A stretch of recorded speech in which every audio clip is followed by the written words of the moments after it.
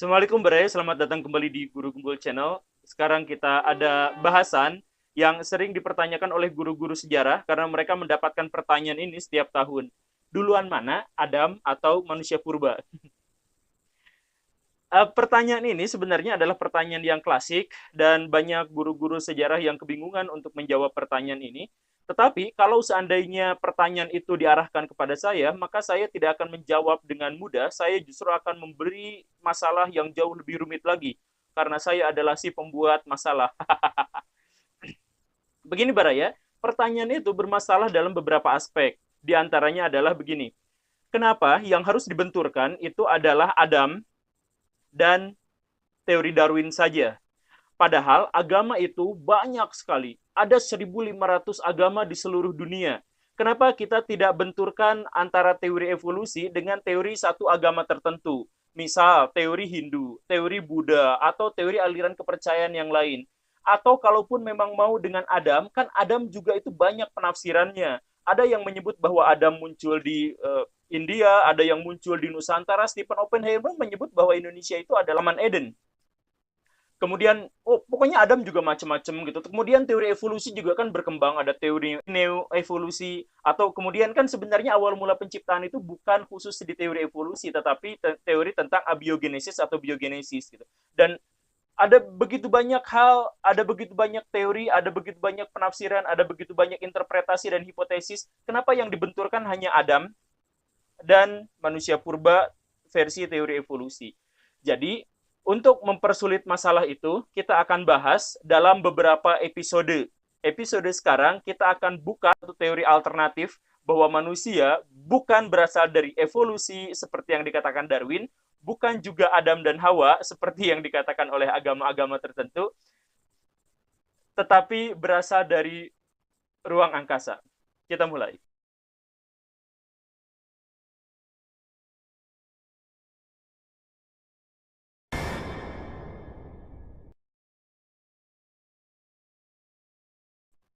Ada 3 hipotesis yang akan kita bahas. Hipotesis yang pertama dikemukakan oleh Erik von Däniken yang menyebut bahwa manusia itu adalah keturunan alien.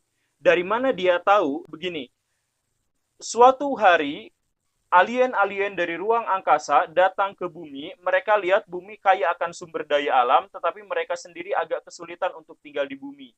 Maka mereka melihat makhluk-makhluk hidup di bumi, diantaranya adalah primata, kemudian si primata itu diambil sampelnya, kemudian direkayasa genetiknya oleh alien itu, kemudian dikembangbiakan di bumi. Kelak, hasil rekayasa genetik itu akan berubah menjadi manusia, dan manusia untuk beberapa kurun itu memberikan pelayanan pada alien. Ini dasar dari hipotesisnya.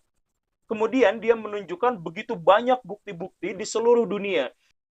Maka dalam bukunya yang sangat terkenal, yang saya punya tapi sekarang hilang, von Däniken menyebut bahwa misal piramid itu mustahil dibangun oleh manusia. Setidaknya mustahil dibangun oleh manusia tanpa bantuan makhluk asing. Kenapa? Karena ukurannya begitu fantastis, presisinya begitu luar biasa, dan cara pembangunannya tidak mungkin masuk ke dalam logika manusia. Untuk ukuran manusia di masa lampau, yang bahkan menulis pun masih di dalam loh-loh batu, tetapi mereka bikin piramid segede gaban dengan presisi luar biasa, dengan posisi yang sama persis dengan rasi bintang Orion, sabuk Orion. Tidak masuk akal, katanya. Kemudian di beberapa situs Mesir kuno juga, misal di kuil Abydos, ditemukan ada jejak di situ yang menggambarkan bahwa manusia di zaman dulu telah menggambar helikopter atau pesawat ruang angkasa atau bahkan kapal selam. Nah, von Däniken berkesimpulan bahwa ini bukan hasil asli manusia. Selain itu, ada bukti-bukti bahwa orang Mesir kuno menggambar tentang wujud alien di sini. Kemudian juga bahwa orang Mesir kuno bikin lampu yang terang, dan ini di masa lalu sudah dibuat jauh sebelum listrik modern ditemukan. Ini menurut von Däniken adalah bukti bahwa manusia itu sudah berinteraksi lama dengan alien. Begitu. Di tempat yang lain selain di Mesir, von Däniken juga melihat tentang misal Nazca lain, sebuah gambar paling besar di dunia dan kita tidak pernah tahu bagaimana cara bikinnya. Sebab gambar-gambar ini tidak mungkin bisa dilihat dari atas tanah. Seseorang yang menggambarnya harus menggambar dari udara. Di Australia juga ada gambar semacam ini dan lebih besar lagi. Kita tidak pernah tahu ini alasannya apa, tetapi kita hanya tahu bahwa ini dibuat oleh manusia praaksara, manusia yang bahkan menulis pun masih tidak bisa, tetapi mereka sudah membuat sesuatu yang membutuhkan teknologi canggih untuk membuat sesuatu itu. Menurut von Däniken, makhluk-makhluk yang disebut sebagai dewa di seluruh dunia itu bukan dewa dalam artian yang sesungguhnya, bukan mitologi. Maka alien-alien itu sering digambarkan bermuka aneh, berbentuk badan aneh, karena mereka memang bukan manusia. Sejatinya mereka adalah makhluk dari ruang angkasa, dan kita menyebutnya sebagai dewa karena kita belum tahu. Begitu, tapi itu yang namanya juga hipotesis. Baraya mau percaya mau enggak ya silakan saja.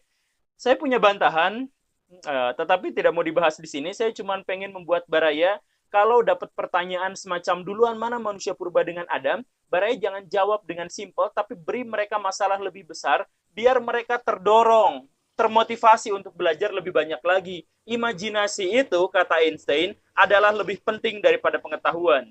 Karena imajinasilah yang mendorong seseorang untuk berpengetahuan. Balik lagi, teori yang lain lagi. Ini dikemukakan oleh Alice Silver. Dia adalah seorang dokter dan dia sering mempertanyakan sesuatu tentang kesehatan manusia. Kan dia itu dokter, karena itu dia setiap hari berinteraksi dengan orang-orang sakit. Dia berinteraksi dengan orang-orang yang bermasalah organnya. Dia berinteraksi dengan orang-orang yang punya sesuatu kendala dalam kehidupan sehari-hari, dan dia berpikir agak dalam, kenapa bisa muncul penyakit ini. Maka dia akhirnya memunculkan sebuah hipotesis bahwa manusia itu bukan berasal dari sini. Nama teorinya atau nama hipotesisnya adalah teori planet penjara. Jadi bumi ini sebenarnya adalah penjara, tempat buangan. Ilustrasinya seperti Australia. Australia itu dulu dianggap tanah kosong. Ketika dikuasai sama Inggris, Inggris membuang narapidana paling jahatnya di Australia. Karena dianggap Australia itu adalah tempat paling terpencil di dunia. Dan cukup untuk menampung penjahat sebanyak-banyaknya. Nah, maka bumi juga diasumsikan seperti itu. Manusia itu, kata Alice itu, bukan berasal dari bumi, tapi dari tempat nun jauh di sana. Tetapi ketika ada penjahat-penjahat dari ruang angkasa sana, penjahat-penjahat itu dibuang ke bumi. Nah, manusia-manusia buangan itu yang tinggal di bumi, kemudian bisa beradaptasi walaupun terpaksa, kemudian beranak pinak, akhirnya jadilah manusia di seluruh dunia seperti yang kita kenal sekarang. Jadi Baraya itu alien penjahat. Bagaimana dia berpikir tentang hal itu? Dia melihat diantaranya adalah begini, bahwa proses persalinan manusia itu sangat menyakitkan. Hewan-hewan di bumi, kalau ngadain persalinan, itu tidak repot, tidak menyakitkan, dan tidak mengancam nyawa sama sekali. Tetapi manusia kok aneh. Manusia itu butuh obat-obatan, butuh sebuah ruangan, butuh sebuah tim khusus medis yang sangat terlatih, hanya untuk ngeluarin bayi dari rahim sang ibu. Bukankah proses melahirkan itu adalah hal yang alamiah? Kurang lebih sama seperti makan, minum, seharusnya tidak menghasilkan risiko buruk apapun, kan itu bagian dari hal-hal yang alami. Tetapi kenapa manusia sangat merepotkan seperti ini? Karena menurut Alice, memang manusia bukan berasal dari bumi, tetapi berasal dari sebuah planet yang kondisi melahirkannya tidak sama seperti di bumi. Dia bilang contoh yang lain adalah seperti ini. Manusia itu tidak tahan terhadap sinar matahari. Baraya jalan-jalan setengah jam di paparan sinar matahari yang kuat, dan Baraya pasti akan pusing, kepanasan, kulit tutung. Kenapa bisa seperti itu? Bukankah manusia memang tinggalnya di bumi? Kalau manusia tinggal di bumi, sama seperti binatang lain, maka manusia pun semestinya bisa beradaptasi terhadap segala hal yang ada di bumi. Tetapi kenapa bahkan terhadap sinar matahari pun manusia tidak kuat? Nah, kata si Alice ini, manusia memang tidak berasal dari planet ini. Manusia berasal dari sebuah planet yang paparan sinar bintangnya atau sinar mataharinya tidak sekuat di sini. Tapi planet yang jauh di sana entah di mana. Tapi yang jelas bukan di sini. Sehingga ketika manusia ditempatkan di sini, ada beberapa proses adaptasi yang sampai sekarang belum bisa secara sempurna dilakukan oleh manusia. Di antaranya adalah paparan sinar matahari. Itu iklan-iklan di televisi itu banyak sekali menggambarkan perempuan yang begitu takut terhadap sinar ultraviolet. Betapa takut pada sinar matahari. Kan itu alamiah, kenapa juga ditakuti? Tetapi memang manusia takut karena manusia tidak bisa beradaptasi terhadap sinar ultraviolet yang terlalu kuat dari matahari di planet ini. Begitu. Indikasi yang lain adalah manusia tidak tahan terhadap gravitasi bumi. Bumi ini adalah planet yang lebih kuat gravitasinya daripada planet asli manusia. Makanya, kalau kita berdiri terlalu lama, kita duduk terlalu lama, atau masalah-masalah semacam itu, kita akan sakit punggung. Dan sakit punggung itu terjadi di seluruh dunia. Dia dokter, dia tahu sakit punggung ini terjadi gara-gara himpitan gravitasi bumi terlalu kuat bahkan untuk manusia. Jadi manusia tidak didesain untuk hidup di planet dengan gravitasi yang sekuat ini. Seharusnya 80% atau 70% lebih rendah daripada yang ada di sini. Makanya manusia sering sakit punggung. Begitupun contoh yang lain, manusia itu kurang tidur. Tidur udah lama pun pas bangun teh asa kurang tidur. Bahkan manusia yang sehat itu tidurnya tidur malam dan tidur siang. Kata si Ellis ini, gak mungkin. Yang sesungguhnya terjadi adalah jam biologis kita didesain dengan ketentuan yang sesuai dengan planet lain. Planet lain itu semalamannya lebih lama daripada siangnya. Wow, mungkin bukan hanya 12 jam, tapi lebih dari itu. Karena itu, setiap manusia tidur, terus bangun lagi, manusia masih kekurangan jam tidur. Ada yang lain, ada. Dia mengutarakan banyak indikasi, diantaranya adalah manusia gampang banget sakit. Gitu. Hujan-hujanan dikit sakit. Kepanasan sedikit sakit. Ya, tinggal di bumi, tapi mendapatkan tantangan dari bumi kok gampang sakit.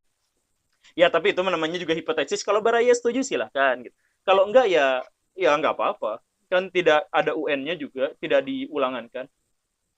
Kemudian ada teori yang lain. Nah, teori ini adalah teori paling ilmiah di antara dua teori sebelumnya. Ini sudah masuk kategori teori, bukan hipotesis lagi. Atau hipotesis ya? Teori lah, sudah masuk teori. Mungkin. Disebutnya adalah teori panspermia. Panspermia itu menyebut bahwa makhluk hidup di bumi, sebagian atau seluruhnya, itu bukan dari planet ini, termasuk juga manusia, tetapi berasal dari planet non jauh di sana.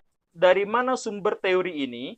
Adalah bahwa ada beberapa ruang yang tidak dijelaskan oleh teori evolusi, termasuk salah satunya adalah bagaimana makhluk hidup di bumi ada.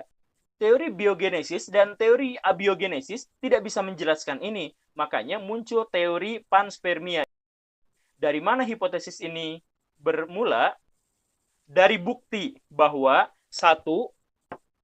Desember 2012 di Sri Lanka jatuh sebuah meteor.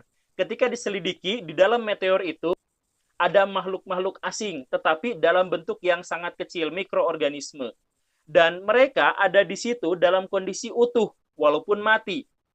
Maka pemikirannya adalah, kalau bumi tidak memungkinkan terwujudnya awal mula kehidupan, tetapi bumi menerima begitu banyak meteor setiap hari, dan di antara meteor-meteor itu ternyata ada yang berasal dari planet lain, dan planet itu memiliki kehidupan, maka mungkin bakteri-bakteri yang masih bertahan hidup di sana kemudian menyebar ke bumi, beradaptasi, dan akhirnya jadilah makhluk-makhluk di bumi ini. Ini adalah teori yang bisa menutup longgarnya teori evolusi dan teori biogenesis dan abiogenesis. Begitu. Kemudian 20 November 2019 ditemukan meteor yang mengandung gula. Gula yang dimaksud itu adalah RNA, awal mula kehidupan. Kita tahu bahwa para ilmuwan itu selalu bingung bagaimana mungkin awal mula kehidupan bumi bisa tercipta. Teori yang paling sering dikumandangkan adalah teori kebetulan. Ada zat-zat tertentu, diantaranya adalah asam amino yang ada di bumi, kemudian kena petir secara kebetulan, tring, jadilah organisme pertama. Ini teorinya maksain, tapi tidak ada teori lain. Nah, makanya ketika muncul teori panspermia, ini menyebut bahwa makhluk hidup di bumi awal mulanya tidak berevolusi di bumi, tapi berevolusi di ruang angkasa, kemudian karena satu hal dia terlempar ke bumi, mereka selamat dan menyebarkan kehidupannya di bumi. Begitu. Kemudian di Antartika tahun 1984, ditemukan meteor dari Mars. Dari Mars loh ya. Dan di situ disebut ada bangkai bakterinya. Jadi bakteri udah jadi bangkai, tapi utuh. Sekali lagi artinya, ada bakteri yang mampu bertahan hidup di meteor dan tidak terbakar dan sampai ke bumi, walaupun mayat. Kalau ada yang sampai ke bumi walaupun mayat, tetapi utuh, maka ada kemungkinan juga mereka masih ada yang bisa bertahan hidup. Itu logika sederhananya. Tahun 2014, di jendela ISS, tahu ya, yang satelit internasional itu, dia menemukan ada plankton. Plankton, tetapi ada di ruang angkasa. Nah, dan hidup ini membuktikan bahwa di ruang angkasa ada kehidupan. Mungkin dia kebawa sama meteor, mungkin dibawa sama serpihan apa, tetapi plankton itu bertahan hidup di suhu dan lingkungan yang sangat ekstrim dan nempel di kaca ISS. Jadi ternyata, di ruang angkasa ternyata ada kehidupan, walaupun bakteri setidaknya ada kehidupan di situ. Dan mungkin saja dari situ berevolusi di bumi. Jadi yang barusan itu, yang terakhir saya sebut itu adalah teori yang paling teori. Dua sebelumnya sekedar hipotesis, tapi yang terakhir memang mengundang banyak perhatian dari para ilmuwan. Oke, berarti itu saja. Kapan-kapan kita akan bahas tentang teori bahwa manusia itu adalah Adam. Dan Adam itu bukan hanya satu, Baraya. Adam itu banyak interpretasi dan banyak teori. Dan bukan hanya orang Kristen, Yahudi, Islam saja yang mengemukakan teori tentang Adam. Kapan-kapan kita bahas. Terima kasih Baraya karena sudah menyaksikan episode ini. Tonton episode saya yang lain. Silakan share. Karena biasanya di episode-episode yang saya sampaikan di sini, itu informasi yang diajukan beda sama channel-channel yang lain. Saya Guru Gembul. Assalamualaikum warahmatullahi wabarakatuh.